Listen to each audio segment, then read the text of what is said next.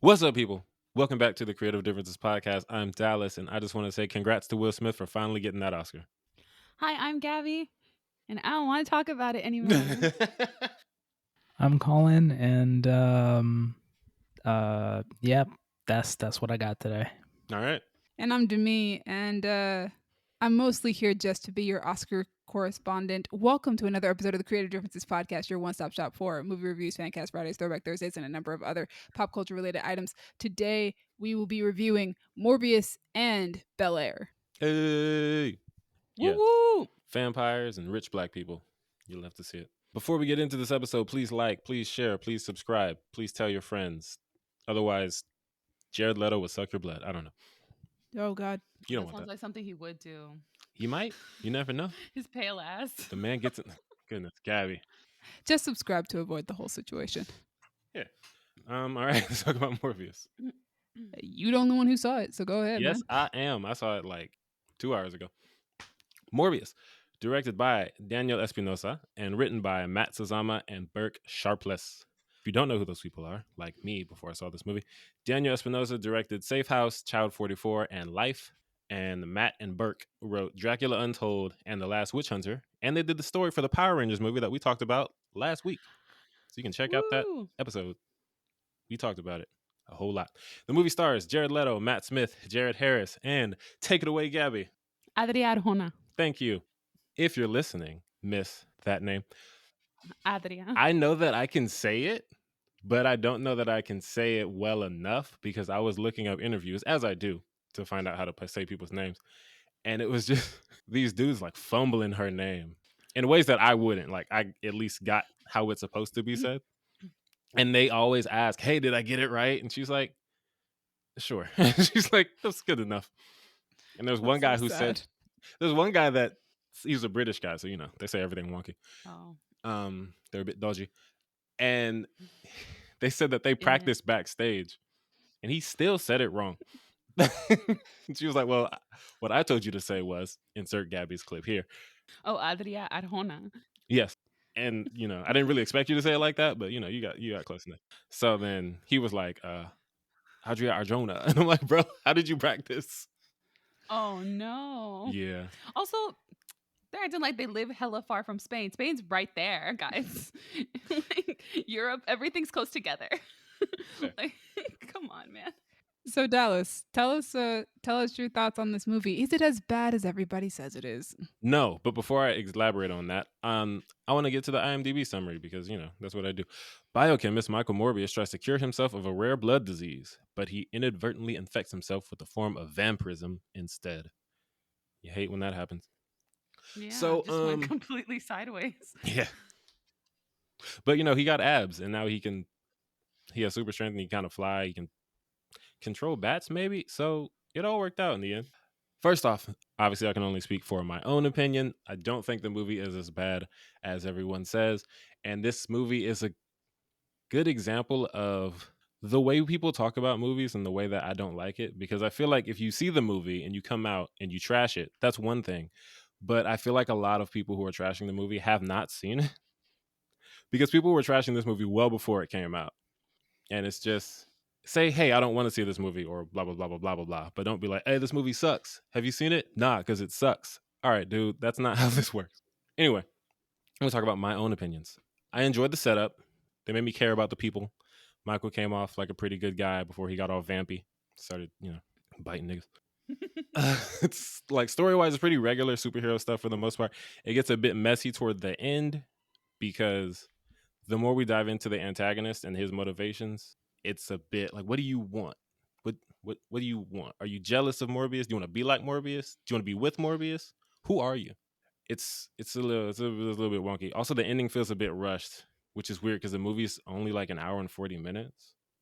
So you guys had time if you wanted to give some denouement, as the film people would say, or the French people, and they just didn't.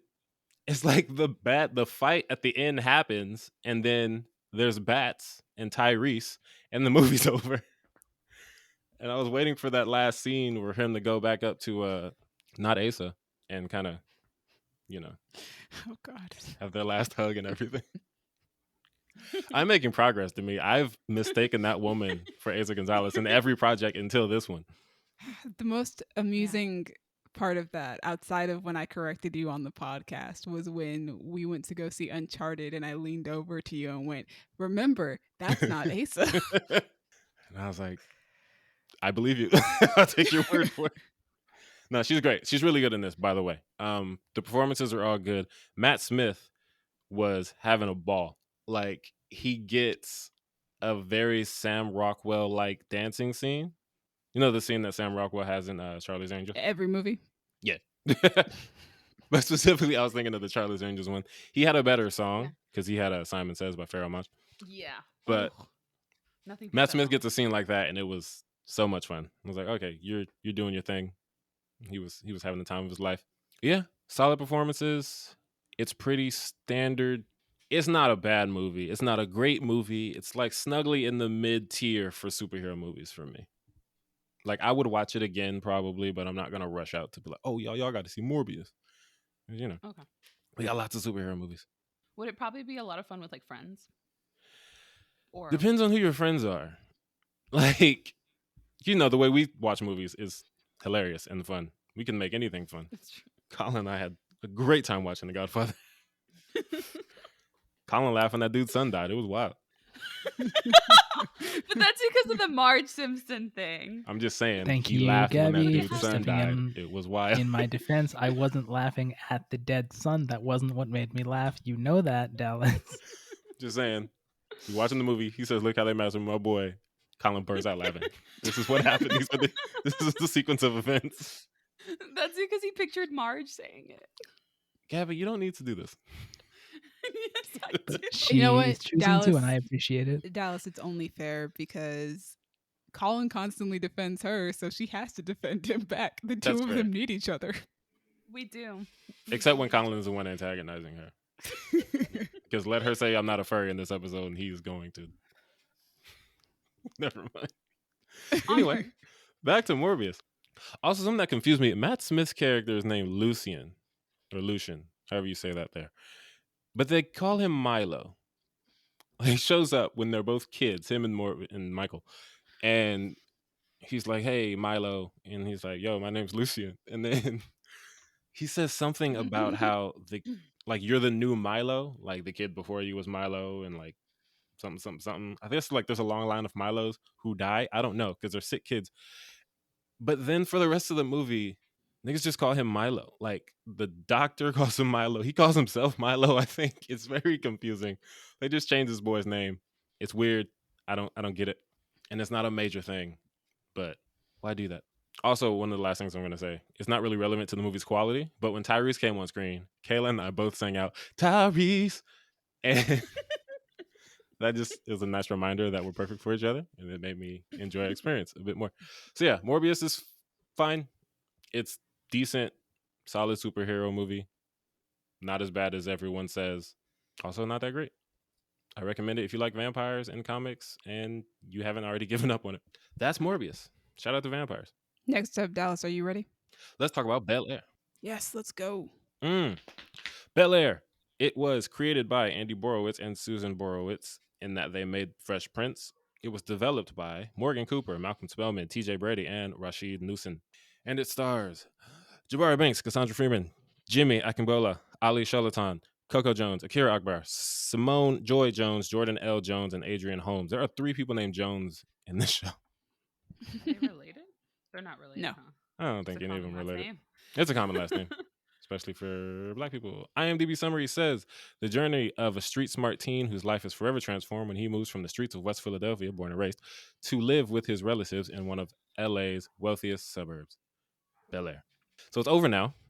It is. We've talked about it once before when it We first did. started. Yeah, there were like a couple episodes back when we all hated Carlton. It's so good. Happy The to show is report, I really no good. longer hate Carlton. Same. His redemption arc is crazy. I loved it. And I was so happy. I knew it was going to happen because Carlton can't just be terrible the whole show. No, you can't have the Fresh Prince of Bel-Air and not have Carlton be a key component and somebody that you Right. like. That's his bro. Yeah, best friends. Yeah, this is the type of reboot that makes me give other reboots and remakes a chance, which is why I never like down talk remakes when people say that they're gonna make them, because like it could end up something like this, where this is a great show. Yeah. Yeah. Especially when you're going to do something different with it. And I It's feel like a like, very fresh take. yeah, I feel like if more reboots and remakes, retreads and rekindles and blah blah blah did the we're gonna change it up dramatically approach, it would probably help them out, because it's not as easy to compare this show to Fresh Prince. It's a Yeah, completely there's like different kind of show. plot points that are similar, but like they're not handled the same way. Right. Like Jazz having a thing for Hillary in Fresh Oh, Prince is played for laughs because Jazz is goofy and Hillary is bougie.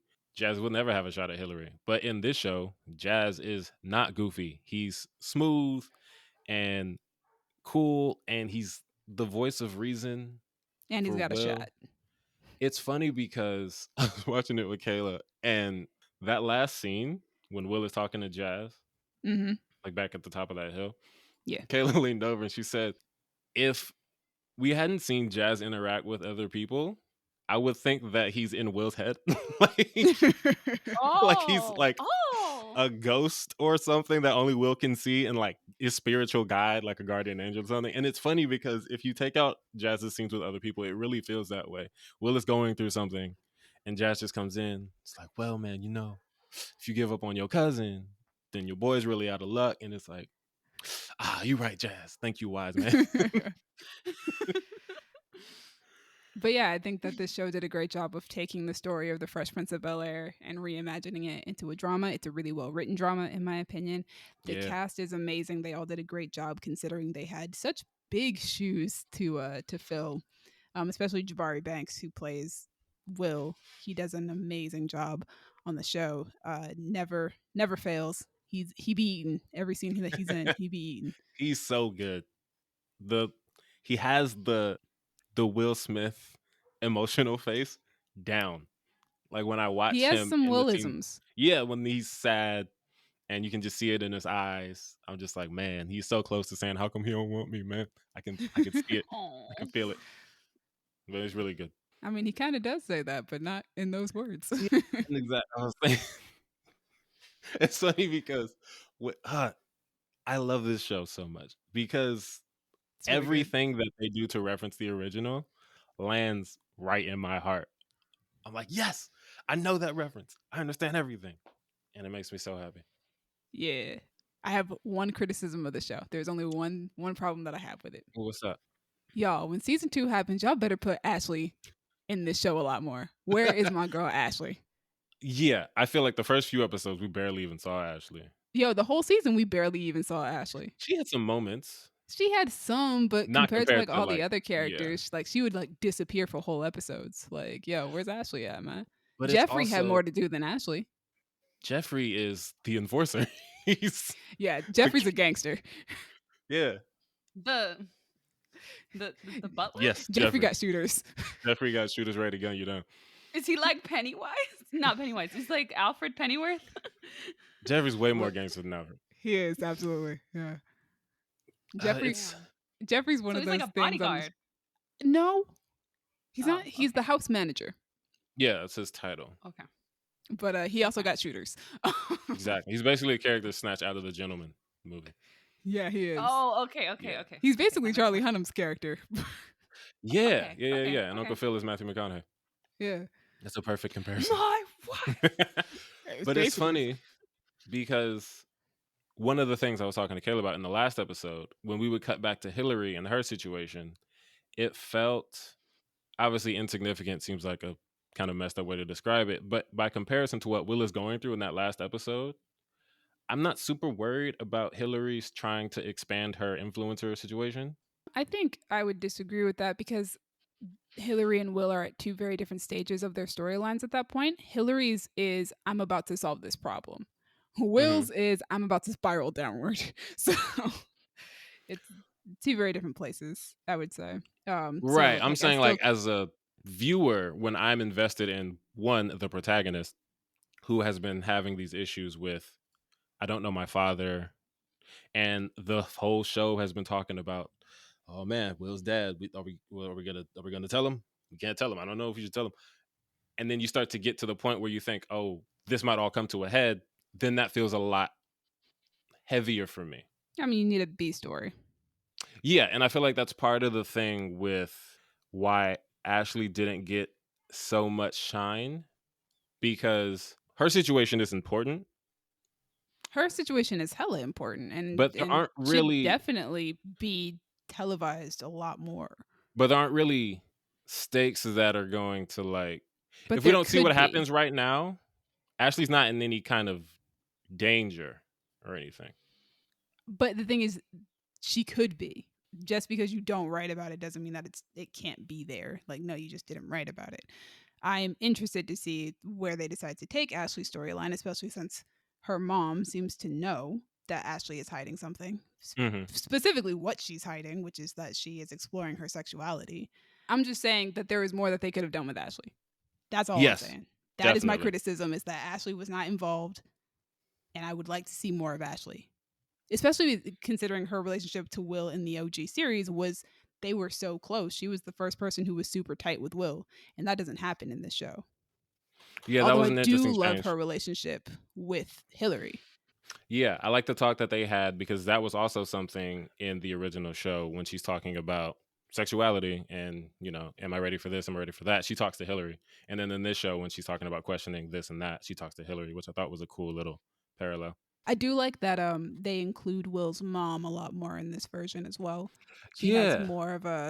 she feels more like a foundation to this show. She's not Mhm. just out of the loop as to whatever Will's doing. Like Aunt Viv and Uncle Phil do contact her about things that are going on.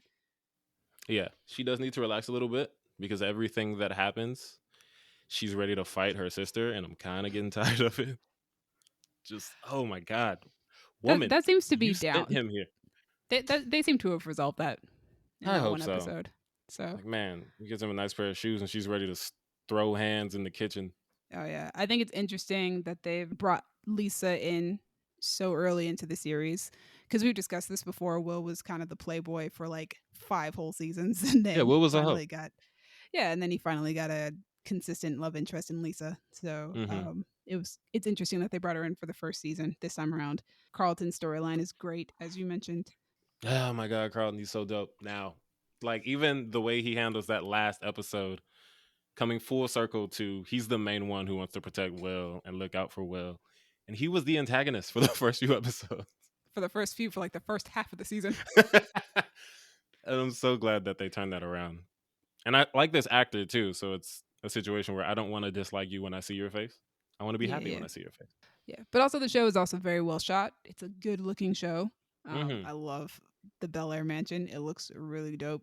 Yeah, it's, man, money. The show deals with a lot of like current issues. Obviously, we talked about Ashley, exploring her sexuality, but also defunding the police, Mhm. political issues, social issues, stuff like that. It's a very good show. It's very well done. It's still kind of funny at times, obviously. Yeah, it's not just drama. There's It's not definitely doom and some, gloom. exactly. There's definitely some lighthearted moments, some comedy. We get to laugh, smile, worry. There's everything it should. And there are some appearances from some actors that you wouldn't anticipate to be on the show. Yo, when she went to that meeting and they were sitting at the table, I was like, Yeah. like Hale and I both cheered on the couch. And then she drew that art piece that was James Avery. Yeah, and it was just yeah. almost cried. And then also, we find out who plays Will's dad, and it was not anybody I thought it would be. And he killed it. He did an amazing job. Obviously, the thing with comedy actors is, they can do drama. They just rarely get the chance. But he's just, He I came didn't in and expect killed it. it. Yeah, I was like, oh, I didn't know you had that in you. But I'm happy for him. Good show. This is one of my favorite shows of the year so far, for sure. Same. I'm definitely ready. I'm glad that they got a 2-season order immediately. Yes. Because now I don't need to worry, like, oh, when is it going to get renewed? And it won't fall under the controversy that's currently going on right now. Yes. I was going to say, did Will smack the second season renewal out of the place? But he didn't, because it already got renewed for 2 seasons. Or it It's already the got third picked up for season 2 we need seasons. to worry Yeah. about. Yeah. I think we'll hopefully be fine by then. Yeah, and it's too Like, good of in a that show. order, They're not going to be isn't it? like, oh, well, It's so good. Peacock needs this. Peacock does need this to I be don't know what else honest. people are talking about on Peacock right now. Nothing. Yeah. They have other well, shows? sometimes they release movies, Exactly. but But yeah, that's Bel-Air. We love it. It's great. It's a Shout great out show. to everyone involved. Man, I love new jazz. And I love old jazz. Shout out to Jazzy Jeff. Oh, also, last thing. The soundtrack is fire. Oh, soundtrack slaps. It's so good. And the way that they end the season with Dreams and Nightmares. I listened to the showrunners on a podcast, the Bel-Air official podcast, talk about how that comes full circle. Because that song in the first episode that Will and his team are getting hyped to in the locker room yep. is the same song that the season ends with, but it starts with a hype part of the song and it ends with like the piano introspective part, like, oh, what's gonna happen next? So very good.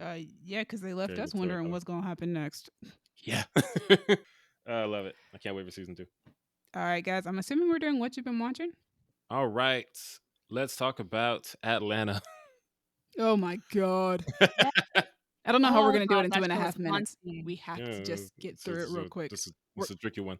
That show is haunting right now. First off, we're going to review it later, so we don't have to Yeah, spend too much time so on we it. don't need to worry Okay, about it too much. great. Yeah, created by Donald Glover, starring Donald Glover, Brian Tyree Henry, Lakeith Stanfield, Zazie Beetz. Came out like 40 years ago, and now we're on season 3. Everybody is super Finally. busy. It's like a British show. Right? Yeah. It's like Sherlock. I saw a trailer today with 2 of the stars of this show in it. I was just like, you guys need to stop doing so much stuff. But, they already Got to. finished. Yeah, They're done so- now. Exactly. It doesn't Yeah, I even think matter anymore. Atlanta's over. It is over. Yeah, they filmed All all of filmed. it or whatever. I'm sad, but we'll get to that later. So yeah, they're in Europe. There are three episodes out now. The first one is Man. So I just want to say what I told Dallas when me and him were talking about it privately because nobody else had watched it yet and we didn't want to spoil it. The first episode, I was like, why do I still watch this show? And then the second episode happened and I was like, yes, this is why I still watch this show. It's absolutely hilarious. That first episode, though, I was like, what kind of madness have we then turned into? Okay, and about that first episode, so I knew the story that episode was referencing. I did too. It's like okay. Yeah. And I was my stomach dropped the moment I realized what it was referencing, and it did not relax until the end of I was It was uncomfortable for a whole 40 to 50 minutes. I was like, have I been tricked into watching horror right now? Because that's how I felt. I was like unsettled the entire and like the show, So because good. it does like have moments of levity, like really like, but then it'll like there's just like this sort of Jordan Peele-esque undercurrent to everything where you're like, could this turn at any second? Right. And that's how I Yes. feel recently. Like, I feel like I can laugh, but I can't relax. Like, Yeah. because something's gonna happen and I'll be like, ah! So that's how I'm currently feeling about Atlanta. Like, I'm being tricked into watching horror. I feel you. Dallas, how have you been feeling about these last 3 episodes since you're like the biggest Atlanta fan on the podcast? Man, the first one, I felt the way Gabby felt. I was thinking, this is going somewhere, this is familiar, and I realized why it was familiar, and I said, oh no. But I was very glad with how they ended that episode. The next 2, it's funny because as weird and tense as the next 2 were, I was at ease because it wasn't that first episode. And they were I so was funny. just- The first one was not funny. No, like obviously, No, yeah, there were super moments in it that intense. were pretty funny, but overall, it was pretty heavy, like pretty tense. Yeah, like Gabby said. Yeah. But these next 2, I have so many questions, but I'm laughing the whole time, and I want to know what's going on with Van. Because Yeah. everything she does gives me a new question. Like, yo, what's going on with you? Also, she answers the question of, what are you doing here different to every person? And I'm like, Yeah. is she okay? Van is But out here also- wilding. It gives us the Atlanta things that it gives us the humor. It gives us that surrealism. Like when Darius says that guy is Tupac, Oh my gosh. it's on one hand, Darius is weird. He's just saying Yeah. something weird. On the other hand, this is Atlanta. That guy might actually be Tupac. Yeah. I'm like, I was telling Dallas, I was like, if you want to write like a spec script about Atlanta, write it about like a celebrity in like a really surreal situation, and then just like make it weird for the audience. This is so Like, weird. just unsettle it. All of it is Ugh. so absurd, and I love it so much. And sometimes, like, I'll be cackling in my room because of how hysterical the episode is. It's like you guys said, it's so uncomfortable at times. Well, it's most of the time, but it's also very, very funny. Yeah. Before we move on, the last thing I want to say, because I was watching that newest episode, is this scene that I'm about to talk about kind of encapsulates Atlanta for me, because they'll say something very real, but drape it in absurd comedy. When Darius is talking to random British guy about racism, and he says, I thought racism wasn't really a thing here like that. I thought it was more about class. And then the dude says, racism and capitalism hard to separate, isn't it? And Darius says, yeah, because something only has value if something else has less value. And I thought, wow, that's actually very poignant. And then the guy says, yeah, I feel like anywhere you can buy a can of Coke, some type of racism is going down there. And fair, capitalism, racism, two and two together. And then Darius says, what about Taco Bell? And the guy thinks for a bit and he says, no, they only do Pepsi. No racism. And it's like, wait, what? Just like the way that we'll just take that random turn at the end of a scene to make it hilarious again. Yeah. And they're like, Although oh, right. No racism at Taco Bell. They only have Pepsi. Like, God. I did see a comment on YouTube where somebody pointed out that they think that the first episode of the season is actually the theme of the season. So the story Interesting. that the first episode is telling is the story of this trip to Europe. That's wild. Which makes a little bit of sense because they're Black people that have been put into a super white space. Yeah, like they left their Like, space. And like Europe's where the whites came from. So That's where they make white people. To quote Donald Glover. But yeah, it's a wild time. This show got me going back on Reddit because I was like, what's the Atlanta subreddit talking about? And they are diving deep.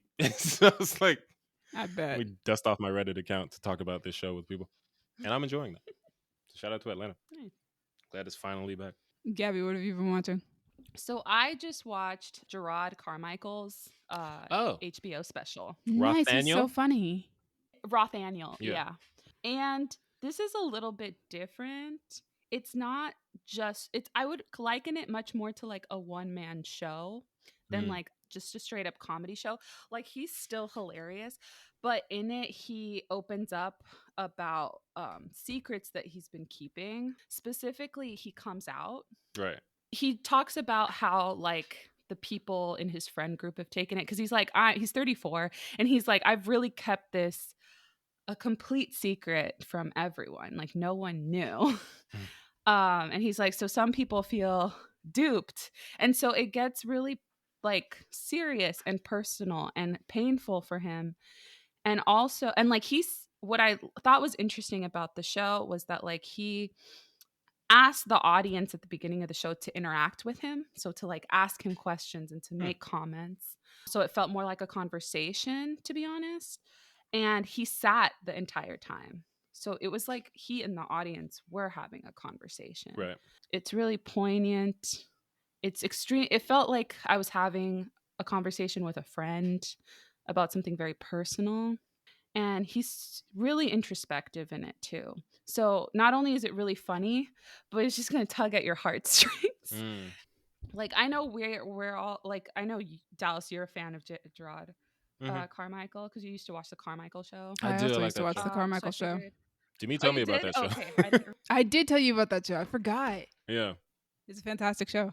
Yeah, I didn't realize what I kind of had heard that he'd come out, and then I like clicked on it because I was like, oh, I know him. And then I was like, oh my God. Like I almost cried because it was just so personal and You didn't so cry? beautiful. And no, I didn't. Not quite. Wow, I'm surprised. You crying. I know. I probably will cry the next time I watch it just because I think it just caught me off guard. And also there is comedy in it. So there are like, it's just like he does cut through with jokes. So like right when you think he's going to get you, he's just makes a joke and you're like, he's okay. Anyway, I highly recommend it. His special's called Rothaniel and it's on HBO Max. Nice. Dope. All right, I'm going to try and go through this real quick. This past week I watched Sleight. Oh, right. Yeah. Yeah, which stars Jacob Lattimore, Seychelle Gabriel, Storm Reed, Sashir Zamata, and Dule Hill. Hey. A young street magician is left to care for his little sister after their parents' passing and turns to illegal activities to keep a roof over their heads. When he gets in too deep, his sister is kidnapped and he is forced to use his magic and brilliant mind to save her. Oh wow. Yeah, it's also a sci-fi movie. That description does Yeah. not really give you that feeling. I remember seeing the trailer years ago, and they had kind of compared it to Iron Man back when it was first being marketed. Hmm. And so I was like, oh, this looks really cool. I really, really want to see this. So I finally watched it because it's on Netflix currently. And it's a pretty solid film. I really enjoyed watching it. I have liked other stuff that Jacob Lattimore has done. Obviously, I really like Seychelle Gabriel. She plays Asami on The Legend of Asami. Korra. So yeah, of course, I love Seychelle Gabriel. She plays Asami. Storm Reed, who I did not know was in this movie. That was exciting to me when I found out. But yeah, it's a pretty cool story. I liked the effects that they use. I'm a fan of magic, so it was really cool to see them use magic as kind of like a plot device in the film. He does some really cool card tricks. The more sci-fi aspect of the movie, I kind of wish that they had delved into it a little bit more because it feels sort of like a side thing, like, oh yeah, this just happens to be why this works, and less so much. Yeah, I was like, Yeah. oh, that's what we're doing when I saw the movie. I thought that was Yeah. going to be something different. I was like, oh, got it. Yeah, it focused a lot more on the real world drama of him, Mm-hmm.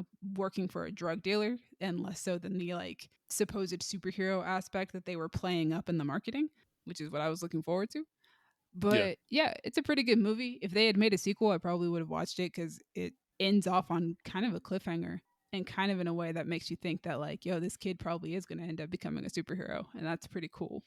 Right. So, but yeah, it's a pretty good movie. It's about 2 hours. Oh, actually, no, it's not. I'm sorry. It's an hour and a half. Super easy watch. Yeah. It's like, Okay. it's an hour and a half. So, yeah, I would recommend it if you've got an hour and a half just laying about, chilling. It's on Netflix. Easy to watch. Go for it. Shout out to Blumhouse. Also, Oh, and it's directed and written by J.D. Dillard, just so you guys are aware. I remember being excited that Dule Hill was in that movie because I love Dule Hill, but he's not in enough. I love him because of Psych Yeah. and Holes. Yeah. And Smart Guy, Holes. apparently. Oh, But I can fix that. but yeah, they Oof. they made him a scary nigga, and I didn't like that. What? He is actually kind of scary in this movie. Yeah, he's I really good. was like, not Gus, not Gus. But yeah, it was a good movie. Oh my goodness. All right, so news. What's on the docket? All right, we are not trailer tracking today. The trailer train has been derailed, so no trailers. But we have some very significant news. Bruce Willis is retiring, apparently, due I to never thought I'd see the day. right, due to aphasia, which is, from what I'm gathering, something that's affecting his like cognitive abilities. So he's had to step away from acting, which, man, like Bruce Willis has been acting longer than any of us have been alive. Yep. And he's been doing it a lot. He was in like 8 movies last year and like 6 or 7 the year before that. And to be Makes honest, sense. it kind of paints that in a new light because now I'm feeling like maybe he was aware that he might have to stop soon. So whatever they would bring to him, he was just going to do it. And it's like, man, that's rough. Especially because like the Razzies made a whole category based on his bad movies that he put out recently. Which they It's like- rescinded, by the way. I would Okay. imagine they would. What was the category? It was something like worst Bruce Willis performance or something like that. I don't know. Worst No. Bruce Willis movie. Something like that. But all of the nominees were Bruce Willis movies that came Yeah. out that year. Which like, yes, that's mean spirited, but the fact that you can do it is kind of impressive. Like this man made That's 8 also movies in a year. hilarious. That's just funny. That's hilarious. That's like if there was nothing wrong with Bruce Willis right now, that would be a great joke. Right.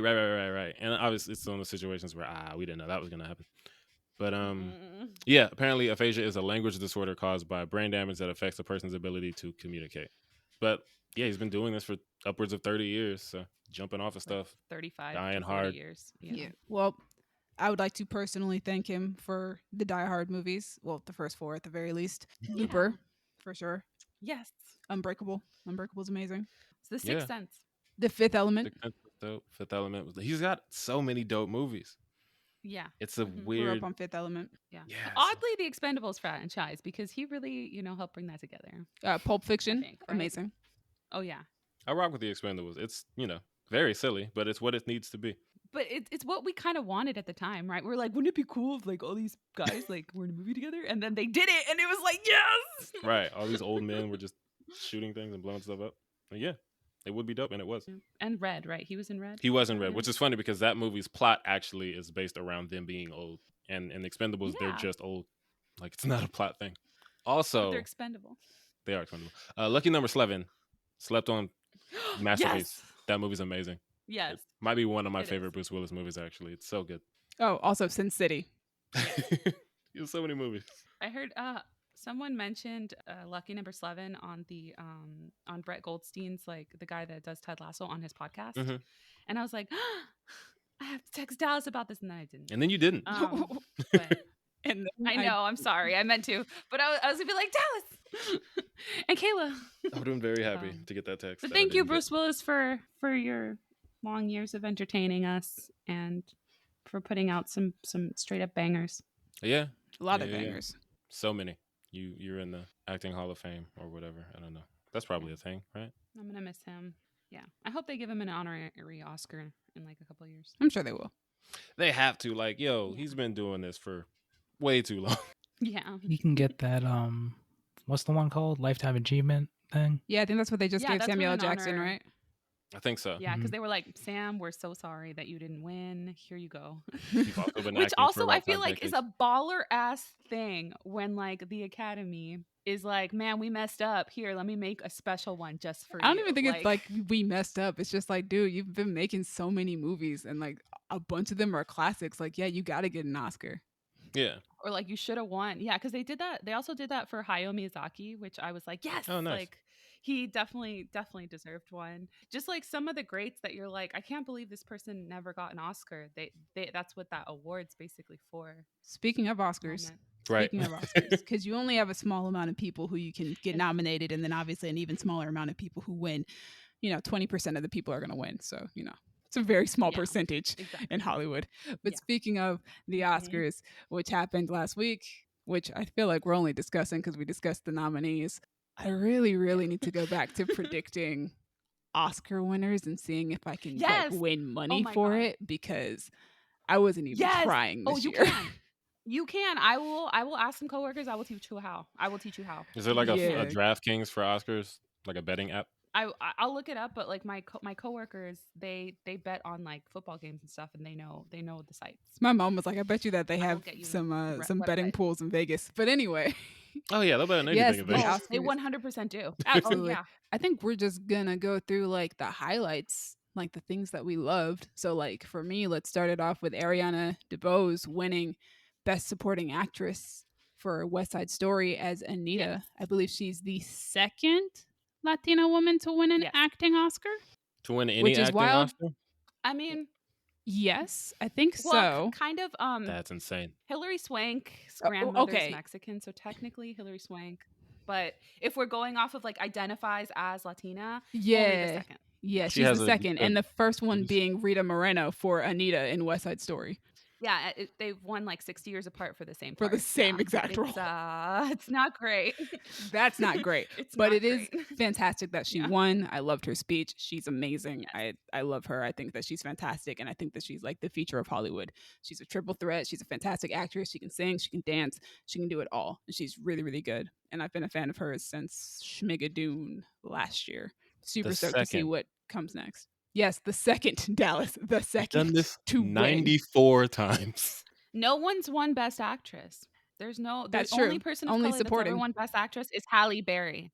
Goodness. Halle Berry's the only person that's not white that's won in that category. Is she the only one? Yeah, she's literally the only one. No other person of color has won in that category ever. It's literally Halle Berry and then 95 white women. Oh my God. Yeah. If we don't count Hilary Swank as being like a quarter Mexican.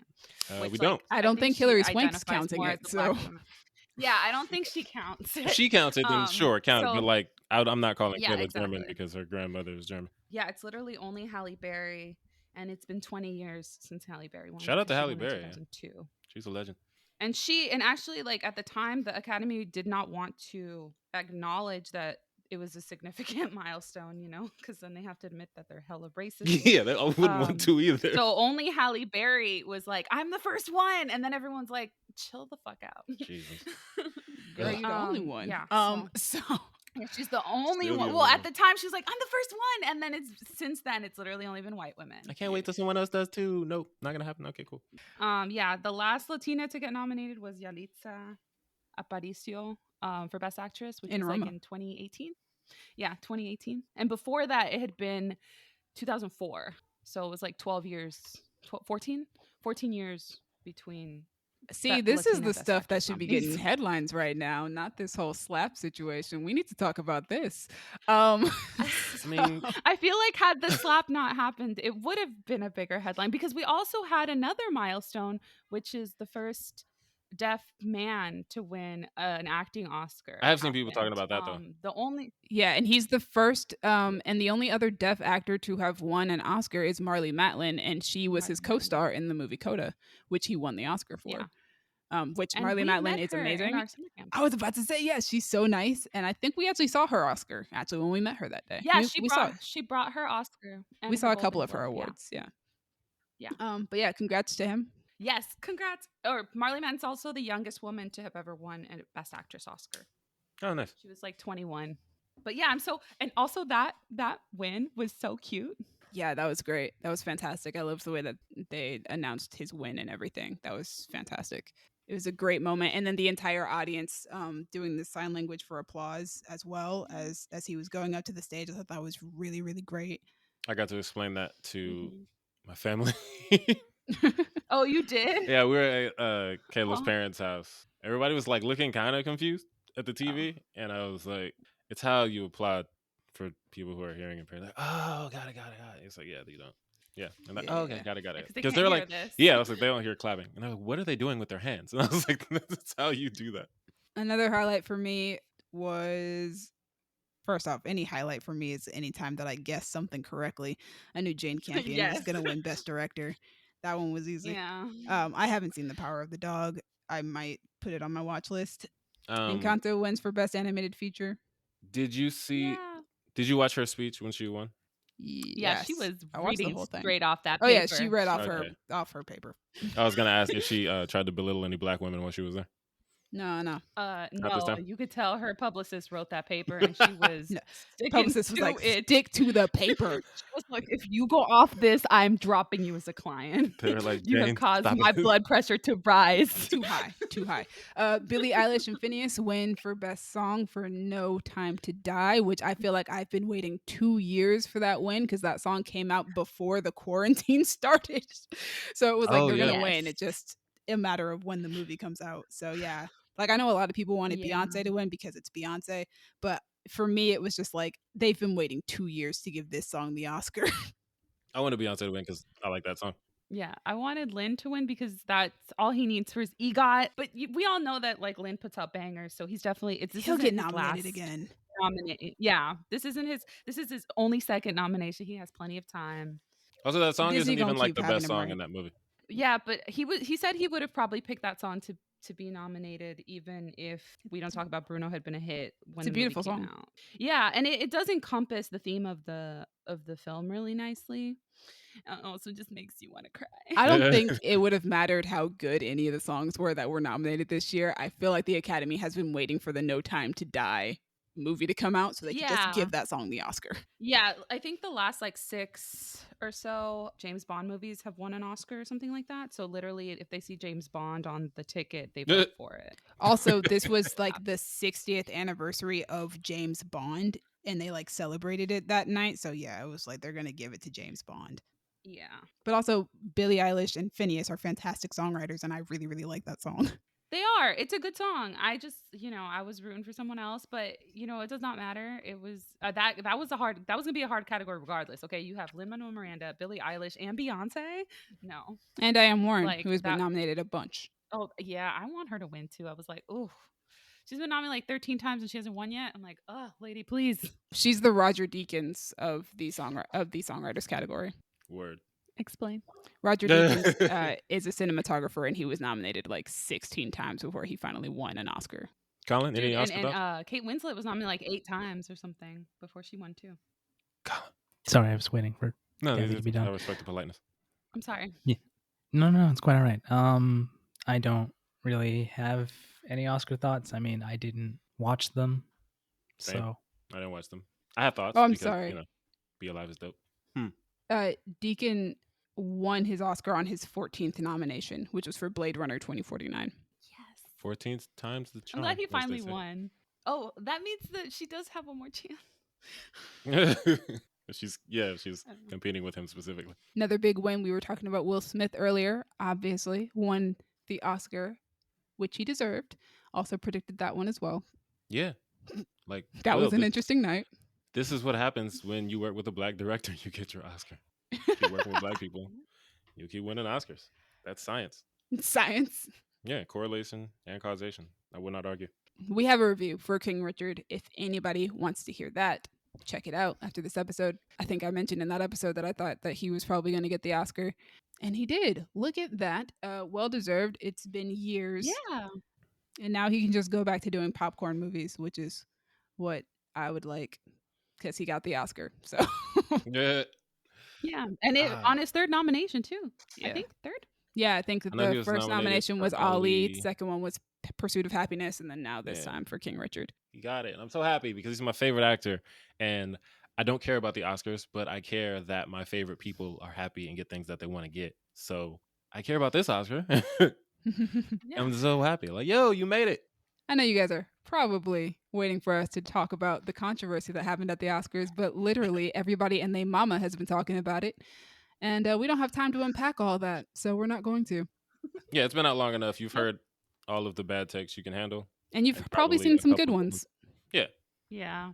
But We don't yeah. need to give you ours. Also, the 6 wins for Dune, who came in to almost sweep all the technical categories: editing, Oh, yeah. cinematography, sound, music, production design. I feel like I'm missing one. I am missing one. I don't remember which one Was I'm it missing. costumes? Nope. No, that was Cruella won for Cruella. costumes. Well deserved on that one as Yeah. well.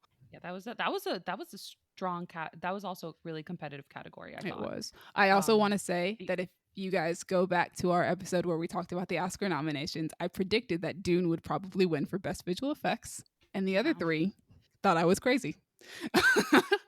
Well, I didn't think you were crazy. I just didn't want them to win because I feel like, and I recently saw this video that basically showed that Marvel movies do all the same things that movies like Dune do, where it's like imperceptible, and they add perceptible things on top of it. So I'm just like, I got to be honest, I think Dune deserved that one though more than any other film. There's just something about the way that Dune's visual effects just like blend into its practical stuff as well. It's so beautifully, everything about Dune is so beautifully done that I'm just like, yeah, all the 6 wins that it got, it absolutely deserved every single one of them.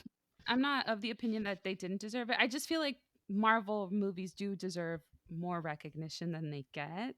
People tend to turn their nose up at them. I do agree with you though that Dune is a masterpiece and does deserve everything it got. Marvel gets nominated every year for visual effects. I also didn't think that to me was crazy because the Oscars usually don't go to the movies I want them to go to. So I figured, yeah, she says Dune's going to win, it probably will. But I do remember agreeing with Gabby that, like, yo, Shang-Chi made a dragon. They made a whole ass dragon and a scary evil dragon. Just all the things that Gabby said, but filtered through less technical and Academy knowledge is how I would say it. So yeah, it wasn't that, oh, I think Demi's crazy. Dune would never win. It's, yeah, Demi's probably right. But I don't want Dune to win. But only to the extent that I care about the Oscars, which is not a lot.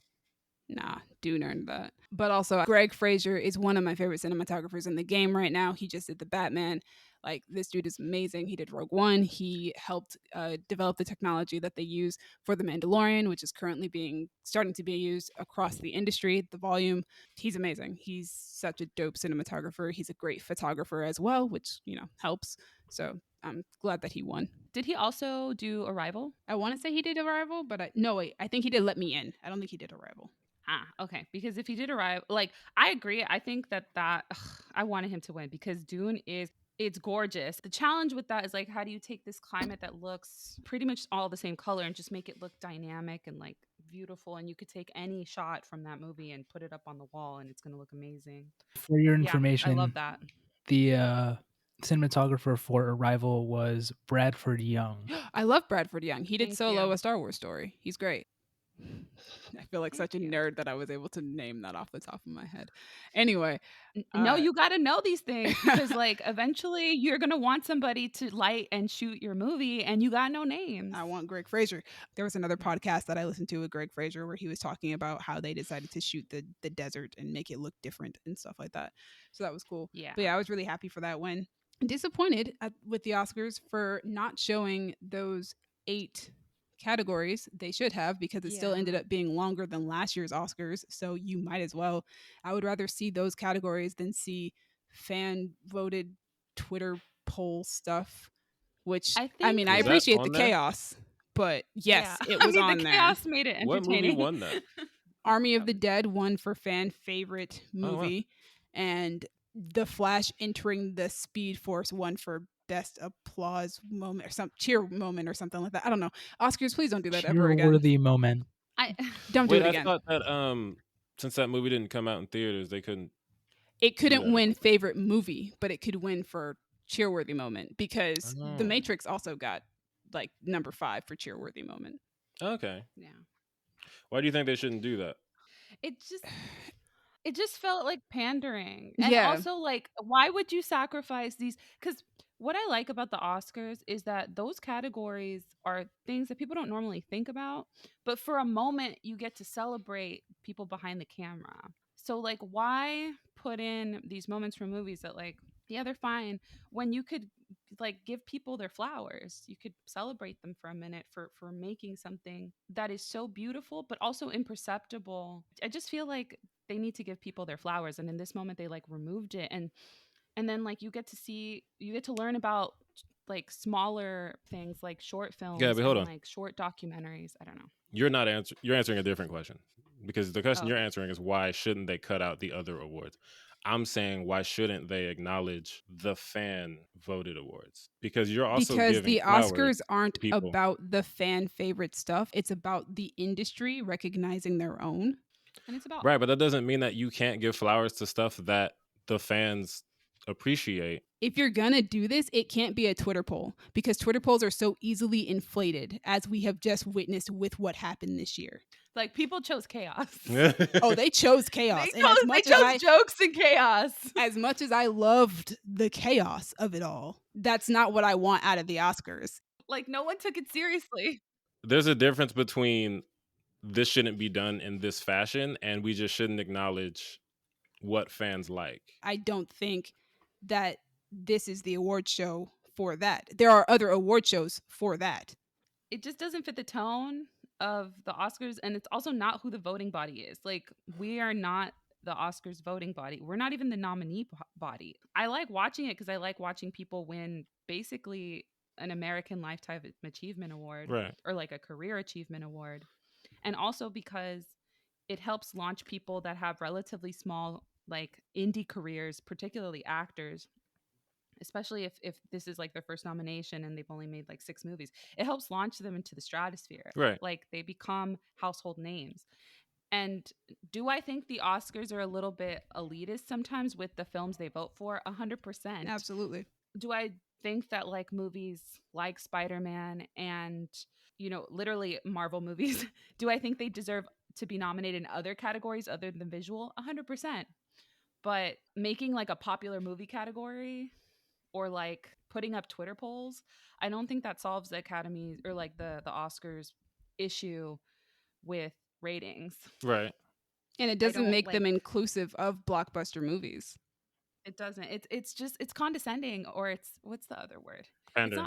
It's not exactly pandering. It is pandering, but it's like there are other ways to do this that like don't make me feel like I'm a child and you're placating me. Right. Like ways that would feel like it's more like it's not just here, take this and go. Yeah. Because Or, that's like, literally what it feels like. They were like, here's a Twitter poll, and we'll show little clips during the show right before commercial.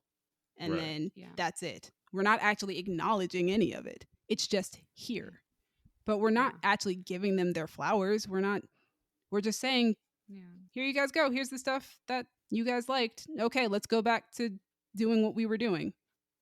And it Yeah. felt jarring and it didn't belong. Yeah. after it was done, usually after things like that, the audience applauses or whatever. Like you can hear them cheering or whatever. And it ended and it was just silent. Yeah, like no, the audience hated it. But also like I think part of why I really liked it was one, I like watching people just win awards. That's really fun for me cuz people get really happy. And two, it was really about like movies. Like there was the way that they used to do the category introductions for like script writing and editing. They would like basically explain to the audience like why this is significant, why it's a big deal that this movie got nominated, and like why these people deserve this award. And so it was much more about the movies. This particular broadcast didn't feel like it was about the movies. It felt like it was about a spectacle that they wanted you to tune in on. And it kind of worked. They did have way better ratings this year than last year. I mean, think something yeah, something else happened. Something did But happen. what actually will help the Oscars improve is just them like trying to find ways to diversify their nominee pool, right. because that's actually what is going to bring people in.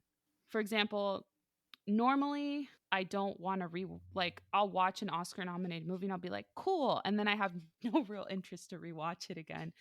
This year though, there was quite a bit that were nominated for Best Picture. And like the Best Picture winner, I was like, I would totally watch Coda again. Coda is a heartfelt, beautiful story about a family, and it's so beautiful. It's so nice. It's so heartwarming. Like I will definitely be rewatching Coda.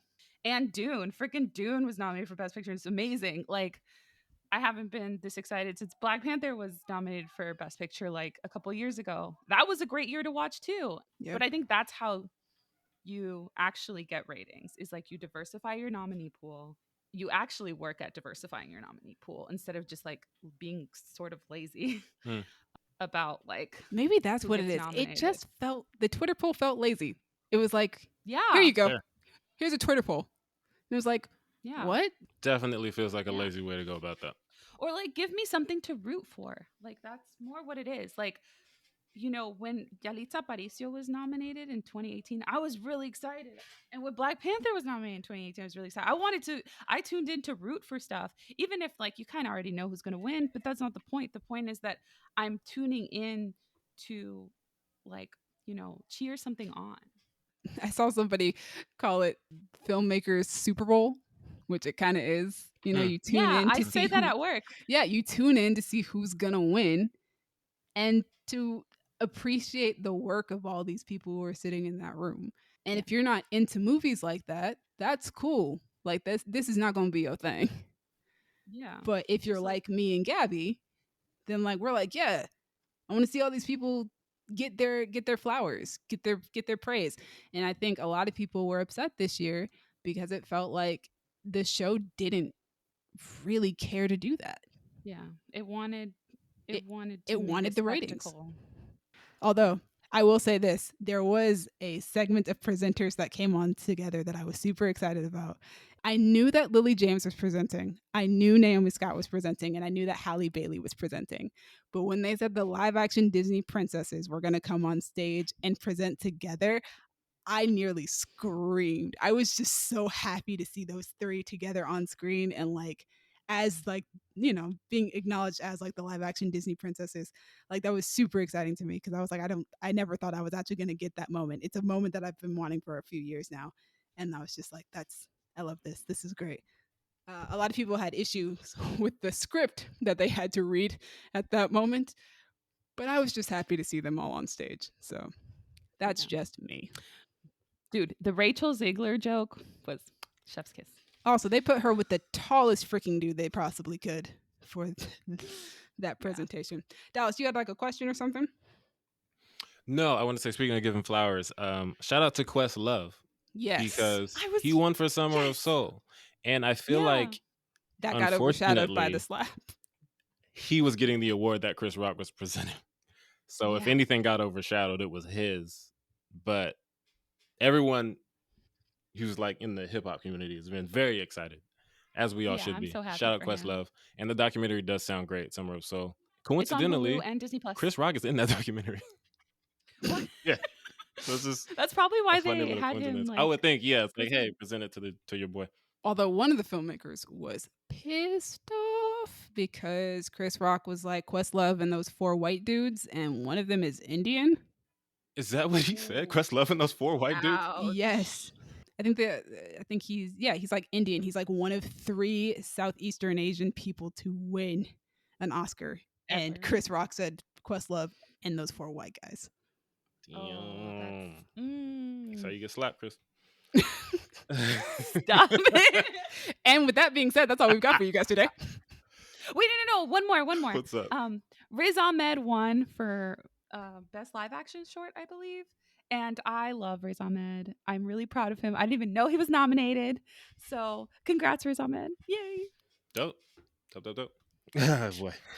As I said, thank you Yeah. guys for listening. That was a lot.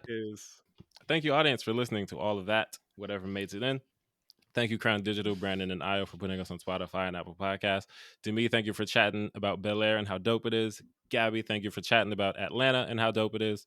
Colin, thank you for vibing with us while we talk about a bunch of stuff you don't care about. Yeah. Because you just been sitting here quietly for an hour. And it's like, man, I should have thrown you some more lobs. But next time we got you. Anyway, audience, what do you think of Morbius? More importantly, what do you think of Bel-Air? Are you going to miss Bruce Willis? What are your thoughts on the Oscars? Do you wish Colin spoke more in this episode? We all do. We all do. But in fairness, he didn't watch anything we talked about. This was not the episode for him. But I'm glad he's here. I like looking at his face. Anyway, talk to us in the comments or hit us on Twitter at y'all_different, Instagram and Tumblr at Creative Differences Podcast, or Facebook.com/Creative Differences PC. If you want to talk to me about Atlanta, please do. I'm on Twitter and Instagram at King Named Simba. Hi, I'm Gabby, and you can find me on the Instagrams at Stegosaurus if you want to talk to me about stand-up comedy, specifically Jerrod Carmichael's new special. You can figure out what to talk to me about because I don't know what to tell you, but you can find me on Twitter at DuckMcGuck. And if you guys want to find out how I am somewhere between a film snob and just a regular film person, you guys can find me on Twitter and Instagram at Dreamy Films. Dreamy is spelled DREEMI. Thanks again for joining us. Tune in next week when we will discuss something. I have no idea what. Probably Sonic. I might tell you guys about Ambulance. We'll see how I feel. Oh, nice. Do you guys remember that old viral video where they would say Amberlance? Amberlance? I don't know. It was like something happened on a bus. Somebody said, call the ambulance. And now every time I hear ambulance, I just want to say Amberlance. All right. It's been different. Bye. Bye. Gabby, See. as the self-proclaimed homie hopper queen, what Oh, God, are here your we go. thoughts on the fan theories that Van was going into Darius's room at 4 a.m. in that episode of Atlanta? Excuse me? Oh, I also thought so. What? What? I was like, is What? this Van Darius thing leading to something? Yeah. No, she has a boyfriend. So? So she in Europe right now. Niggas in She's Georgia. spiraling. No, I don't need this for Van. I don't need it for Van. I also don't want this for I Van. don't want it, but it also crossed my mind. I just was thought like, I wanted to ask Gabby because, that's her title that she's given herself. oh, stop that. I mean, it's not incorrect.